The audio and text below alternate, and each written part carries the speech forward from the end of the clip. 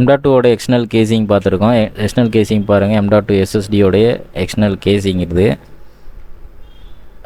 நமக்கு M.2 ஏதாவது problem ஆகிடுச்சு, இல்லைனா பென்ட்ரைவில் நம்மளுக்கு பென்ட்ரைவ் மாதிரி யூஸ் பண்ணணும் அப்படின்னா, ஸோ இந்த M.2 கேசிங் வாங்கி M.2 SSD ஒன்று வாங்கிட்டு இன்செர்ட் பண்ணிக்கலாம். ஸோ ஒரு பென்ட்ரைவ் மாதிரி நம்ம யூஸ் பண்ணிக்கலாம். டைப் சி டைப்பில் வரும். ஸோ லேட்டஸ்ட்டாக வரது எல்லாமே இப்போ டைப் சி. அது வந்து நீங்கள் ஓடிஜி மாதிரி கூட யூஸ் பண்ணிக்கலாம். ஸோ இப்போ ஸ்க்ரூ ரிமூவ் பண்ணிவிட்டு அது உள்ள ஒரு பிசிபி கொடுத்துருப்பாங்க.